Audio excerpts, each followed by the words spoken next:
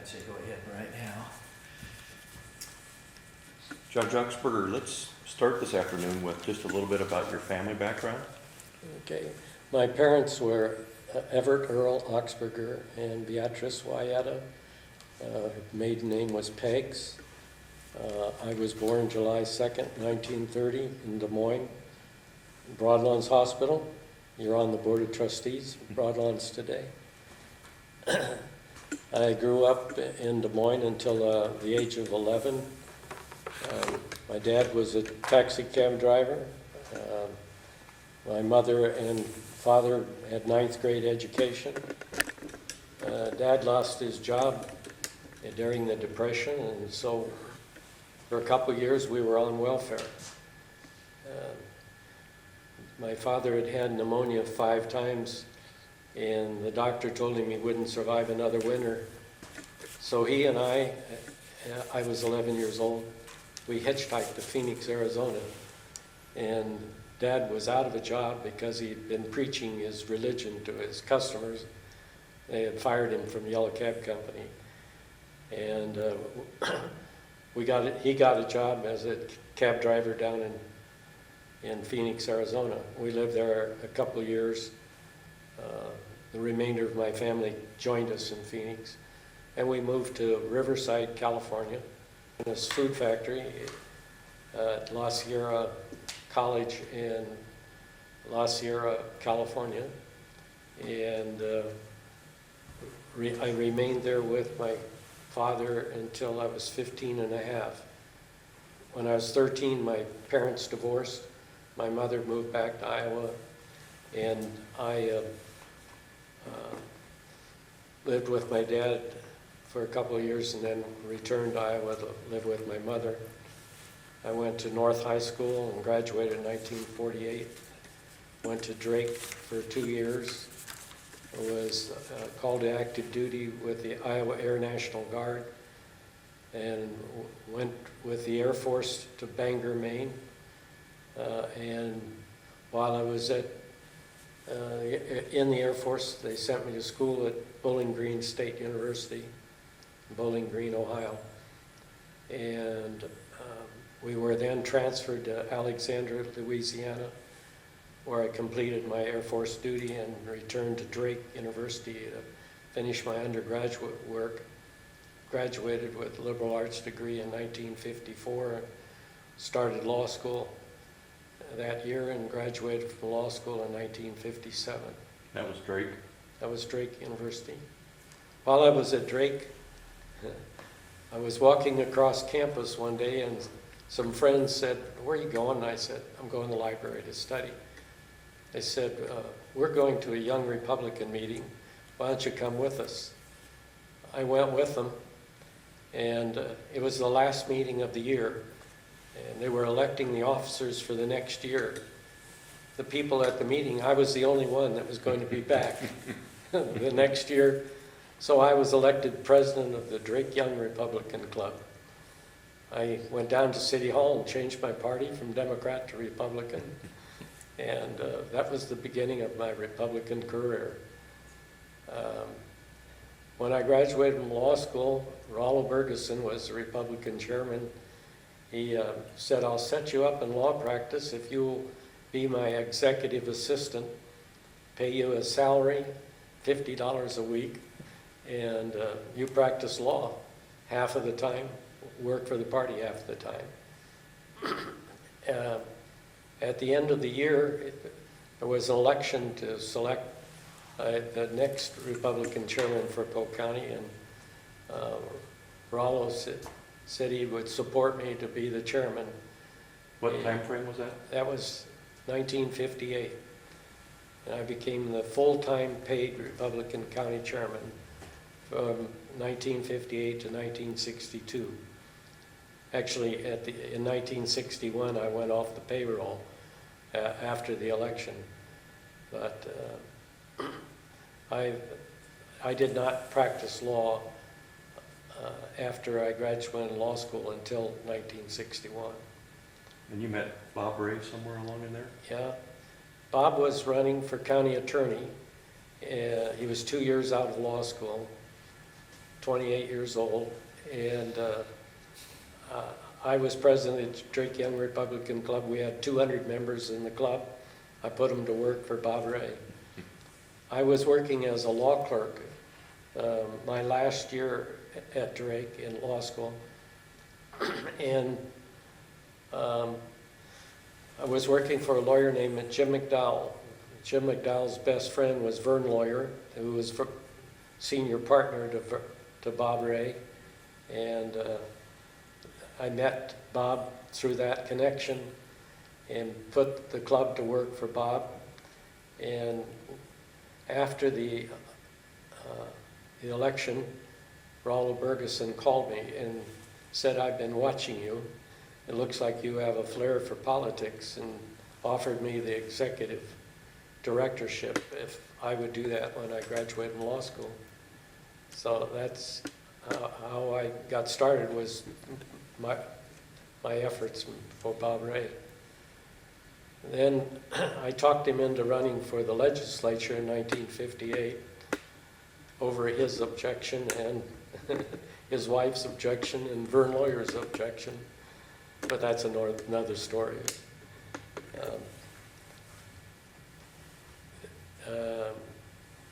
1961, I started practicing law, and did that until I was appointed by Governor Ray to the district court in January of 1969.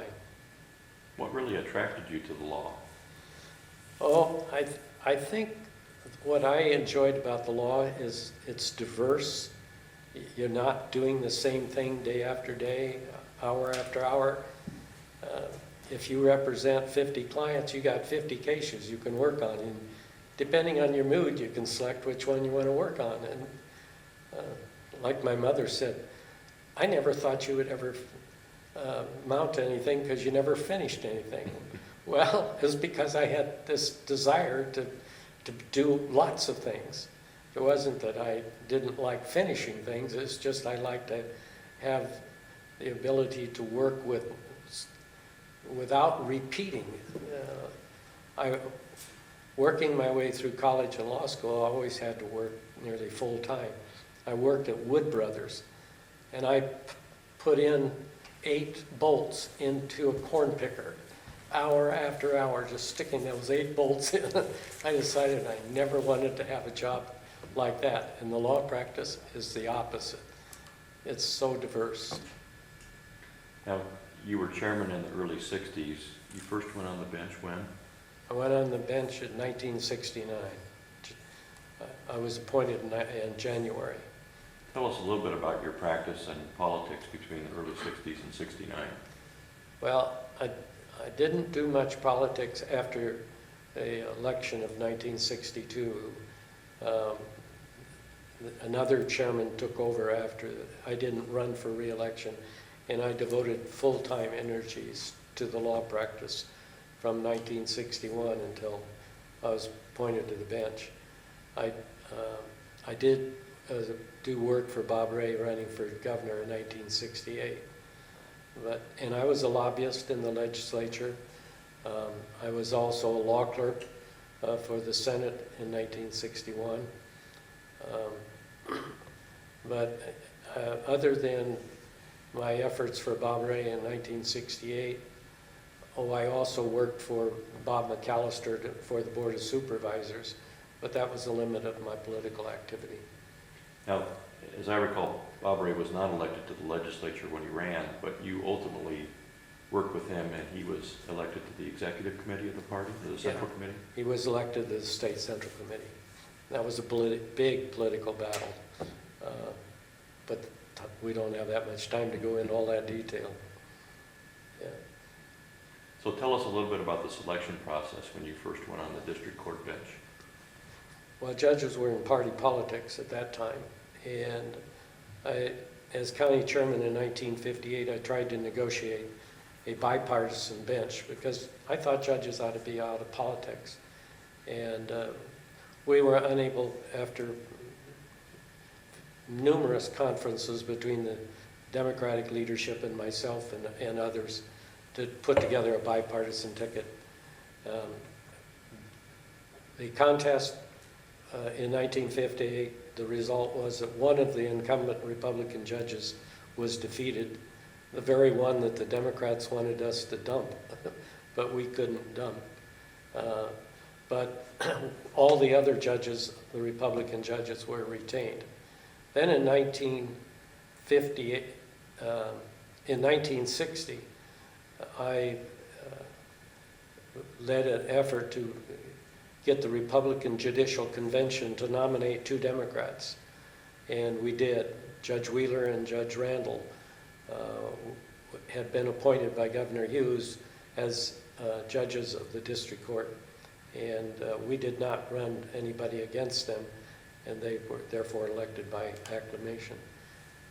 And then the purpose of that was just to make a principled statement about how judges should be selected? Right. In 1962, we had a ballot issue of constitutional change to adopt the current system that's commonly referred to as the Missouri Plan, which is an appointed commission that nominates 2 candidates for the district court and 3 for the Supreme Court and the Court of Appeals.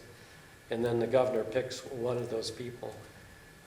That constitutional amendment was approved in 1962, and I was one of the leaders that pushed for the adoption of that constitutional amendment.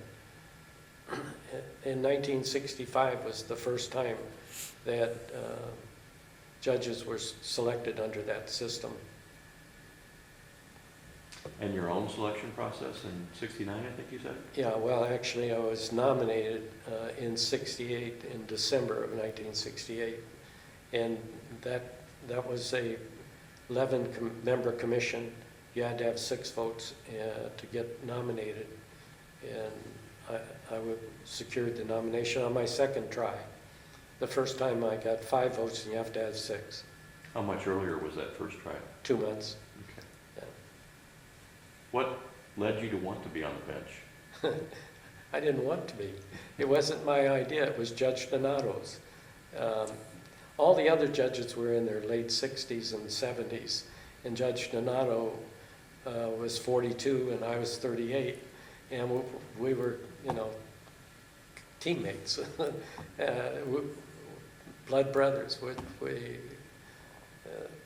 We thought alike, and he needed the companion, so he said, why don't you be a candidate see if we can't help you get nominated. So with Dick Penninger and Judge Donato's help, I got nominated. And what were your assignments when you were first on the court? Well, I was in the civil trial bench for the first year, but in 1971, I was the presiding criminal judge. And it worked out just perfectly because I was also on the State Crime Commission and the Regional Crime Commission and the Local Crime Commission. And we had $8 million to spend of federal money to revamp the criminal justice system in Iowa. It was being spent by the Commission on police activity, and I mentioned it one day to Governor Ray. He said, well, then I'll point you to the Commission and you correct it. So I got 38% of the money to go into the court system. And because of that, I was able that year to get county attorneys full-time, first time in Iowa history. I was able to get the public defender system started.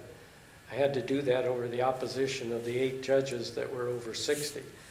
They were opposed to the public defender system, so I started the offender advocate system, which didn't qualify under the statute. I had the cooperation of the Board of Supervisors because I could show them I could save them property tax money by appointing 4 full-time lawyers, and they were paid from federal funds. I started the Fort Des Moines correctional system that year. I started the court administration system. I got the first law clerk, the first secretary. All of those were done in 1971. And all this is in Polk County, District 5C. Right. What other assignments did you have in subsequent years? I was in charge of divorce court, and I turned again to Governor Ray, and I said I would like to start a family court system, and would you loan me 4 social workers from the Department of Human Services full-time to work for me in the divorce court? And he did. And we required every other couple to go through an interview with a social worker. The goal was to get the couple into a marriage counselor to aid them in the divorce process. And the side benefit we got out of it was a handle on the custody cases. We were able to identify immediately on filing of the petition that there was a potential conflict with the interview with the social worker. He would report to me then that this is a potential case for conflict. Now I would appoint a lawyer for the children, and then the lawyer for the children would decide whether it would be helpful to have a full-scale home study. And I would then use the other 2 social workers to do the full study of the parenting skills of the 2 parents. And then armed with that information, the children's lawyer served as a mediator to negotiate a settlement. And we reduced the numbers of trials of divorce cases substantially that year. And we got lots of people to go to marriage counselors. We had a study done by the Iowa State University Department of Sociology as to the effectiveness of the program, and I believe it was very successful. Unfortunately, I shortly thereafter went to the Court of Appeals and wasn't around to keep the program alive. The program was killed because of money later. Was that a no-fault divorce system at the time? Yes. Okay. 1971 was when the law was changed to create no-fault divorce in Iowa. Let's circle back for just a minute to the criminal court setting.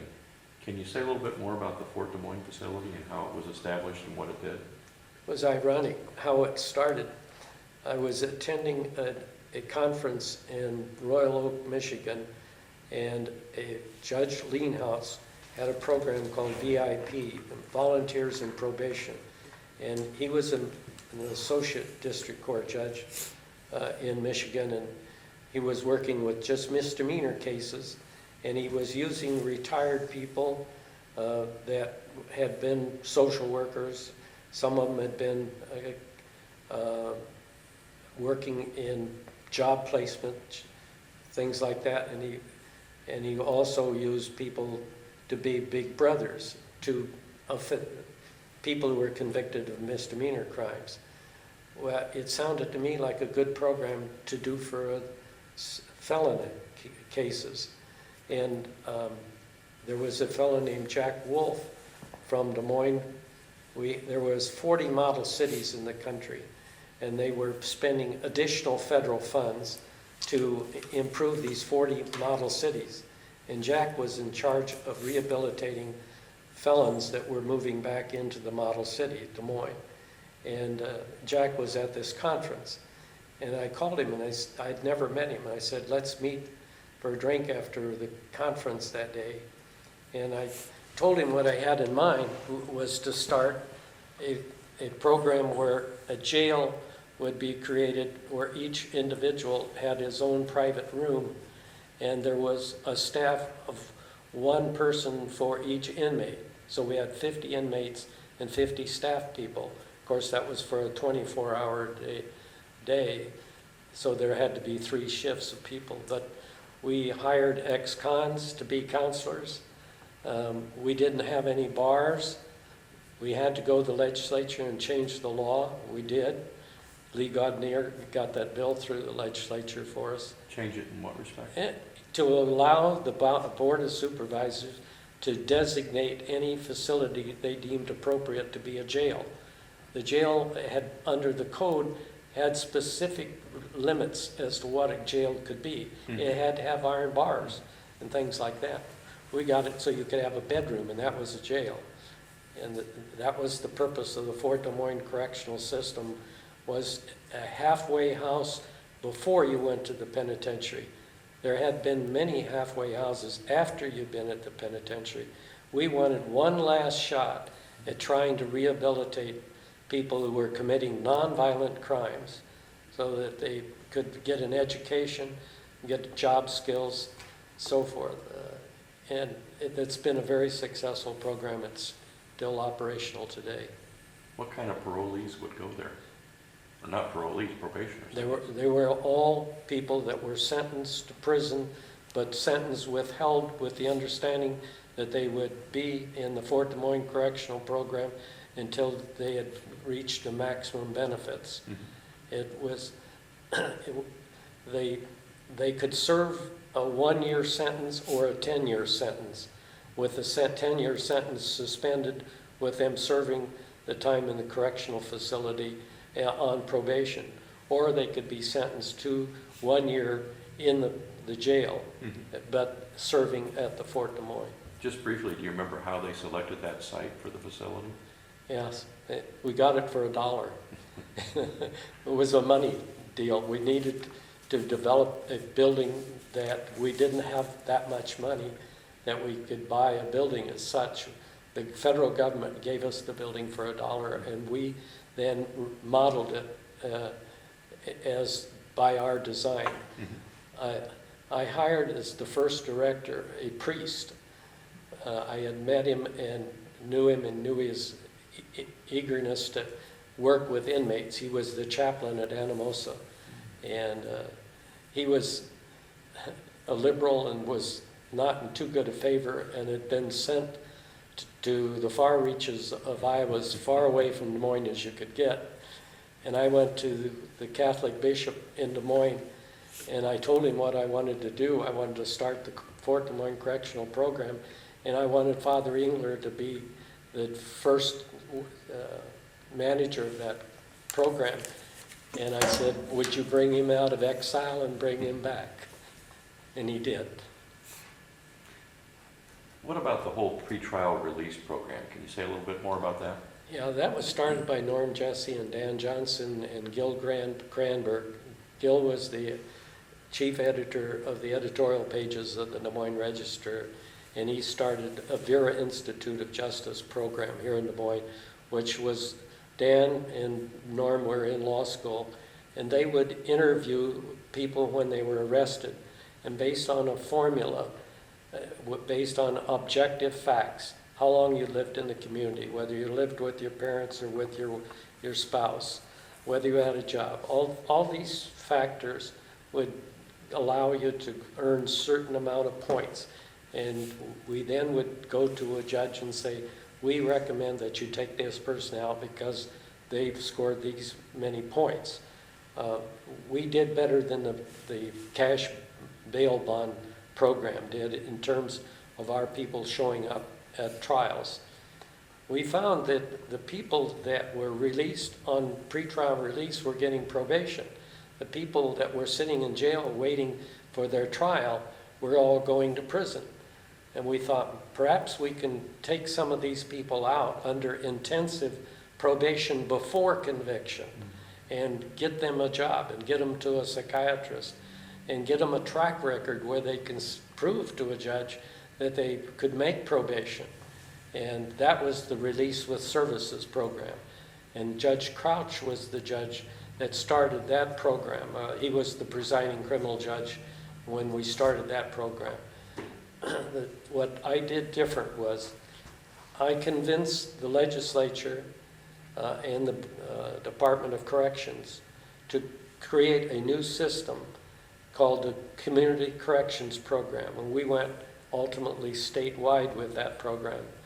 And that brought all the probation and parole into the community. Before, it had been a state position. Now it's under the judicial districts. Each of the 8 judicial districts have a judicial corrections department. And it has the pretrial release program, Release with Services, the pre-sentence reporting, the probation, and the Fort Des Moines Correctional Department. They're all under the Department of Corrections for the community corrections. The other big thing that I think you mentioned earlier in 1971 was just the whole court services program, right? Or is that basically what you've just described? Well, I started the law clerks and the court administrators and the full-time county attorney and the full-time public defender system all in 1971. Okay. What kind of vision were you operating out of as you went about making these improvements in the court system? Well, I was trying to rehabilitate criminals without having to send them to the penitentiary. In nonviolent cases, I did not believe in sentencing violent criminals to the Fort Des Moines Correctional Facility. Was there a jail population problem at the time? Oh yeah, there's always a jail population problem.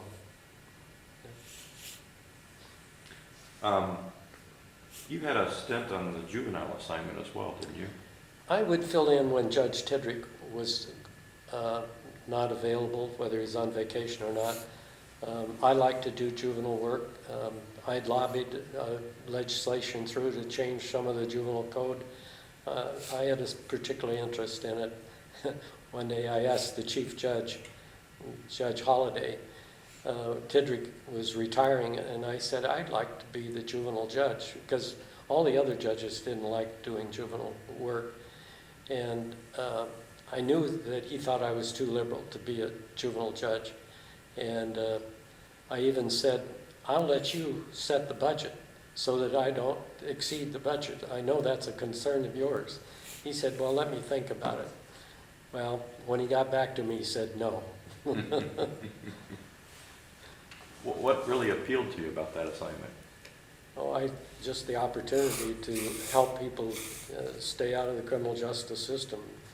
I believe that the sooner you can get to a young person who's starting on his way to a life of crime, the sooner the better. Your duration on the district court, how long was that in years? I was on 8 years in the district court. When did you first begin to think about moving up into the appellate court system? I turned it down, as a matter of fact. I did not seek to go on the Court of Appeals, but Vern Lawyer talked me into it. It was created in what year? 1976. Yeah. I was one of the 5 original members of the Court of Appeals. And it began to function yet in 1976? Well, November of 1976, after a court fight that Dick Turner, the Attorney General, tried to keep district court judges off the Court of Appeals. Reading the Constitution in his way was that we were barred from serving on the Court of Appeals until we'd been off the district bench for 2 years.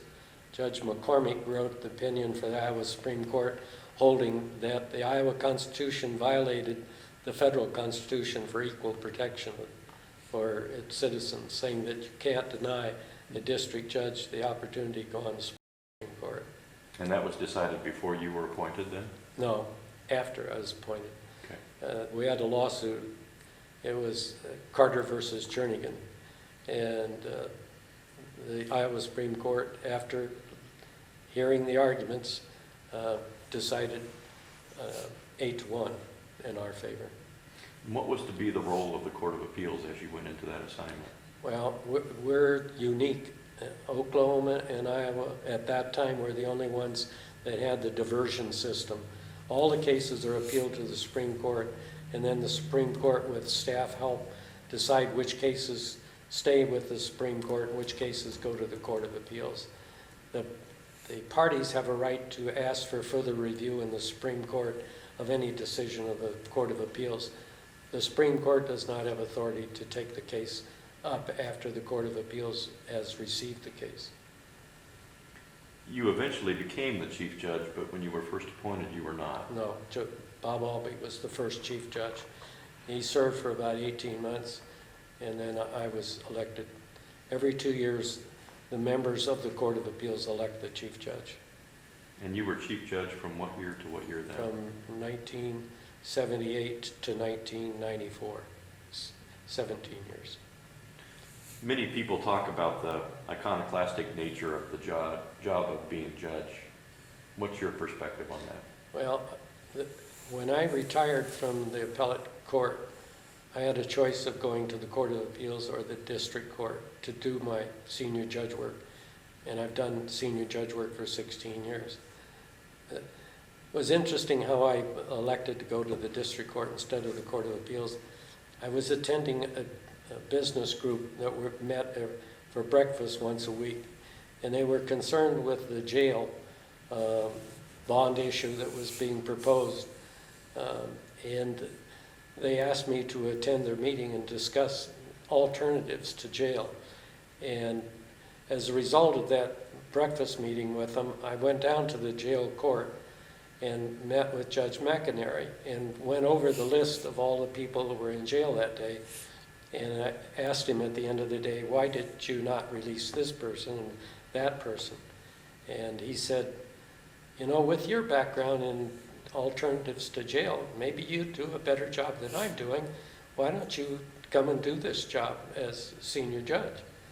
I said, you wouldn't be offended? He said, you kidding? I'd love to get rid of this assignment.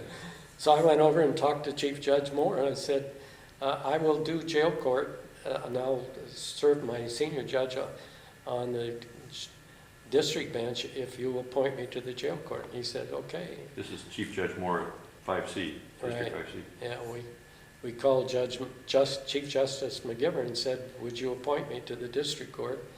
He said, I'll appoint you to both. so I could serve either way, but I elected for the 16 years to serve on the district court because it's not iconistic. There's action in the district court, and I love the action. Well, going back to the Court of Appeals, what highlights would you like to talk about from that, I forget the number of years exactly, but it was 17. 17 years. Oh, there are thousands of cases. I can't think of anything that particularly stands out in my memory. We, of course, did almost all the divorce work. Most all of the criminal cases were assigned to the Court of Appeals. We're not, you know, the policy court. The Supreme Court is the one that sets the judicial policy. I know there's a dispute as to whether their courts make policy, but for whatever choice you want to use of words to describe what judges do in making law, most of the law made in Iowa is made by the Iowa Supreme Court. Court of Appeals does have precedent-setting cases, but that's not its primary function. Its primary function is to guide the lawyers in the everyday application of the law and not set broad principles. Just a brief aside, talk a little bit about the physical facilities the court has had over the years from the beginning to the end of your time on the court. Well, the first 2 months we were in the law library at the state capitol, and then we had an office building, a commercial office building on East 14th for several months, and then we moved into the Capitol building. There was a big dispute as to 2 huge rooms. The legislature wanted them, and we wanted them. There was a pretty media-oriented conflict, and Lee Godnier again came to the court's aid and negotiated a settlement whereby the legislature occupied 2 of our rooms for a year, used them for hearing rooms, and then they turned them over to us, and we had the full space then in the Capitol for the Court of Appeals. Now, of course, we're in this new building, the Judicial Branch building. Court's been adequately funded over the years, you feel? Well, the last couple of years have been a little tough. In fact, big tough. But over the years, yes. One thing we didn't talk about that I think goes back to your district court time is the Judges Association that you founded. Can you talk a little bit about that? I'm sorry, I don't know what you're talking about. The Association of Judges statewide. No, I didn't found it. I was president of it once, but Okay. it was in existence long before I came along. Okay. I served in various roles. I was chairman of the legislative committee and served as secretary treasurer and then president. What judicial philosophy would you say has guided you over the years, both at the district court level and the Court of Appeals level? Well, and one thing I want people to walk out of a courtroom after I've heard their case is that I was balanced and I was fair. But if I got a leaning, it's for the little people, the people that are do not have power to make changes. I want to make sure that when somebody with a lot of power walks into a courtroom and the person on the other side is an individual without any power, that they get a fair hearing. And I don't believe in stepping out of my role as an arbiter and becoming an advocate for one side or another. But my ear's a little tuned in to the meek, the person that's underprivileged. It's a tilt, it's not a bend. Something that comes out of your own personal experience? I'm sure it does. We grew up in very poor conditions. I remember sleeping in the back seat of a car for months because there wasn't any room for my brother and I in the little house trailer that a neighbor loaned us. We didn't have any money to rent anything. We were homeless. And this neighbor said, well, I got this empty trailer. It was pretty tiny. It was so tiny that there literally wasn't room for my brother and I to sleep in the trailer, so we slept in the car. Oh, yes, I'm sure my inclinations to tilt a little bit to underprivileged people is because of that upbringing. Any real notable changes in the legal system that stand out above others in your legal career? Oh, I think that we've had every reform imaginable in the court system in Iowa. We have unified the court system. We've eliminated the JPs, eliminated mayor's courts, municipal courts. We have only full-time lawyer judges at the two levels of the trial bench, the associate and the district judge. We have state-funded judiciary. It used to be property tax payers funded the judiciary. That restricted us from getting the resources that the court system needed. We've, have the Missouri plan for the selection of judges. We have a good retirement system that also came out of the Constitutional Convention. I remember in 1958 we had a judge that was sleeping on the bench. He was 90 years old. He couldn't retire because he didn't have enough money to pay into the pension system to be eligible for a pension. I talked to him. I said, if I can raise the money for you to pay the money so you can retire, will you retire? And he said, yes. So I raised $2,500 and he retired. The retirement is a very important thing to get the quality of people to serve on the district and the court system in general. Any achievements in your own personal career that stand out above others? No, I don't think so. I've always felt like that if it isn't working, change it. It doesn't matter if it's in the way we've done things for 100 years. If it's not doing the best job that we need to have done, change it. And I would say that there used to be a reluctance to change. I don't think that's quite the case today. I believe that the court is innovative today and willing to make the changes. I think it would today's atmosphere, it would have been less of a struggle to start law clerks for trial judges, to get court administrators, to get full-time county attorney and public defenders. The court is very receptive to improvements today. In 1971, it was not. I took a great deal of flack. There was an impeach Oxberger movement that was going on. Fortunately, I wasn't on the ballot that year, and the John Birch Society switched over and took after Judge Donato. But Judge Donato survived that challenge, but that was the price he paid for supporting me. What years were those? 1972 election would have been the year that Donato was under challenge because of what I was doing. One thing we didn't talk about is your children and your wife. Why don't we run through that? Well, I'm married to Mona Merriman, and I have 4 children from previous marriages. 2 that are my biological children, Robert and Gail, who are 57 and 56. Then I have 2 children in their 40s from my marriage to Nancy. I adopted those 2 girls when they were 2 and 4. And so I have 4 children. Their names? And that Jill and Diana. And then I have 4 grandchildren.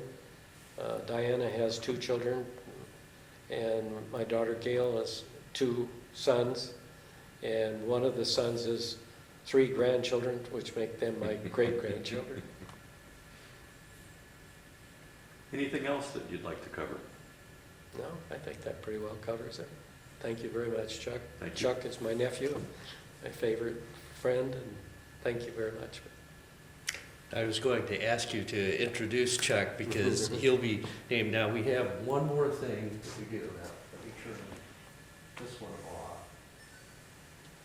And then with this one, what we always do is we flip it over, and then you and I stand behind Judge Oxberger to do kind of a, but you have to make sure you take off your microphone. You learned that by hard experience, probably, huh? Yeah. Anyway, and we turn it around to make sure that we're going to have to turn this up just a tiny bit here so that it gets, okay, there. And we do just about, thanks for the interview, thanks to both of you. And Thanks to you. well, we should have this in final format shortly. Thank you very much. Okay, thanks. Let me turn this off then now.